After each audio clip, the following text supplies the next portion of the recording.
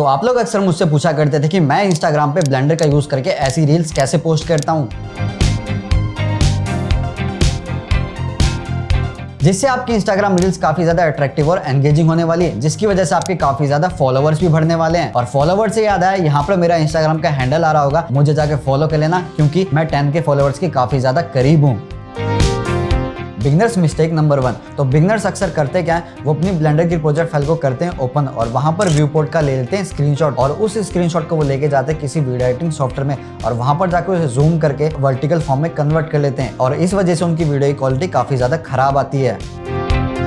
Beginners mistake number 2। तो मैंने बहुत सारे बिगनर्स को देखा है, अगर उनका रेंडर कोई एनिमेशन है तो वो ब्लेंडर में जाके उसकी स्क्रीन रिकॉर्डिंग कर लेते हैं एनिमेशन की और उसे लेके जाते हैं किसी वीडियो एडिटिंग सॉफ्टवेयर में और सेम स्क्रीनशॉट वाला प्रोसेस अप्लाई करके उसे जूम वगैरह करके वीडियो में कन्वर्ट कर देते हैं, जिसकी वजह से उनका बिफोर एंड आफ्टर कंसेप्ट वाली वीडियो में जो बिफोर का पार्ट होता है वो काफी ज्यादा ब्लर आता है और जो आफ्टर का होता है क्योंकि वो ओरिजिनल रेंडर है वो उसमें लगा देते हैं वो काफी ज्यादा क्लियर आता है। और ये गलतियां मुझे कैसे पता है, क्योंकि ये गलतियां मैं खुद कर चुका हूं जब मैं बिगनर था और ये गलतियां काफी लोग कर रहे हैं जिनको मैंने देखा है, मुझे टैग भी करते रहते हैं इंस्टाग्राम पे। तो प्रोजेक्ट फाइल ओपन होने के बाद आपको जाना है यहाँ पर रेंडर में और रेंडर में आने के बाद आपको यहाँ पर दिखेंगे 3 रेंडर, ईवी, वर्कबेंच और साइकिल्स। और 100% श्योर हूँ कि आपने सिर्फ ईवी और साइकिल्स का ही यूज़ करा है हमेशा, तो इस बार हमें यूज़ करना है वर्कबेंच। और वर्कबेंच में आने के बाद यहाँ से मैं कर देता हूँ इसे रेंडर और यहाँ पर आपको लाइटनिंग दिख रही है, स्टूडियो, मैट कैप और फ्लैट। तो मैं पर्सनली मैट कैप का यूज़ करता हूँ हमेशा, आप इसे चेंज करके भी देख सकते हो। तो यहाँ पर मैट कैप सिलेक्ट कर लेता हूँ और यहाँ पर जो कलर थीम्स है यहाँ पर काफ़ी सारी है, मटेरियल, ऑब्जेक्ट, एट्रीब्यूट, सिंगल और रैंडम और टेक्सचर है। तो मैं पर्सनली इसे रैंडम पर ही रखता हूँ हमेशा। अगर आपको मेरी जैसी रील्स बनानी है इंस्टाग्राम पे तो ये वाली सेटिंग्स रख लेना, बाकी आप एक्सपेरिमेंट करके देख सकते हो जैसा आपको चाहिए। और यहाँ पर मैं आ जाता हूँ आउटपुट प्रॉपर्टीज़ में और यहाँ पर जो आउटपुट है मैं उस फोल्डर को सिलेक्ट कर लूँगा जहाँ पर मुझे ये फ्रेम्स रेंडर चाहिए। तो यहाँ पर कंप्रेशन की वैल्यू को 0 और फाइल फॉर्मेट PNG, क्योंकि मैं PNG की सीक्वेंस चाहता हूँ। और इसके बाद मैं Ctrl+F12 दबा दूँगा।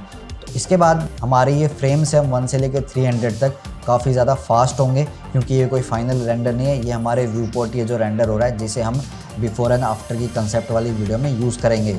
तो प्रीमियर प्रो में आके यहाँ पर मैं करूँगा डबल क्लिक और यहाँ पर जाऊँगा जहाँ पर हमने हमारे फ्रेम्स को रेंडर करा था। तो यहाँ पर मैं अपने फर्स्ट फ्रेम को कर लूँगा सिलेक्ट और यहाँ पर इमेज सीक्वेंस को अनेबल कर दूँगा और यहाँ से मैं कर दूँगा ओपन। और इसके बाद मैं जाऊँगा वहाँ पर जहाँ पर हमारे फाइनल रेंडर रखें। तो यहाँ पर फर्स्ट फ्रेम को मैं करूँगा सिलेक्ट और इमेज सीक्वेंस को अनेबल रहने दूँगा और कर दूँगा ओपन। और इसके बाद मैं यहाँ पर इसे ड्रैग करके टाइमलाइन पर डाल दूँगा और इसके बाद जो हमारी दूसरी फाइल है उसको मैं यहाँ पर टाइमलाइन पर ला के रख दूँगा। और इसके बाद मैं थोड़ा सा यहाँ पर आगे आऊँगा और यहाँ पर Ctrl+K से यहाँ पर कट कर दूंगा और यहाँ पर इसको सिलेक्ट करके डिलीट कर दूंगा। तो इसके बाद आप देख सकते हो इस फ्रेम के बाद यहाँ पर ये फाइनल रेंडर दिखेगा। तो इसे आप इंस्टाग्राम पर पोस्ट कर सकते हो as a before and after जो आपकी प्रोसेस है उसको दिखाने के लिए। तो यहाँ पर सारी चीज़ें आपकी टाइमलाइन पर आ चुकी है। तो यहाँ पर आप देख सकते हो कि बिफोर और आफ्टर वाली वीडियो आपकी तैयार हो चुकी है। इसके बाद आपको जाना है यहाँ पर सीक्वेंस में और यहाँ पर सीक्वेंस सेटिंग्स में और यहाँ पर आपको सीक्वेंस की सेटिंग्स मैं बता देता हूँ क्या रखनी है। यहाँ पर आपको रखना है 1080x1920 और यहाँ पर जो फ्रेम्स है अगर आपके 50 हो रहे हैं तो इसको 30 पे ही रखना, क्योंकि जो इंस्टाग्राम की एक्सपोर्ट सेटिंग्स है वो बिल्कुल परफेक्ट काम करती है 1080p में और 30 फ्रेम्स पे। तो ये सेटिंग आप सेम टू सेम कर लेना। और अगर जो आपका ये फ्रेम है अगर आपने इसे 4K में कन्वर्ट कर दिया है तो आपका कुछ ऐसा दिखाई देगा ये, और इसे यहाँ पर आपको 50 कर लेना है।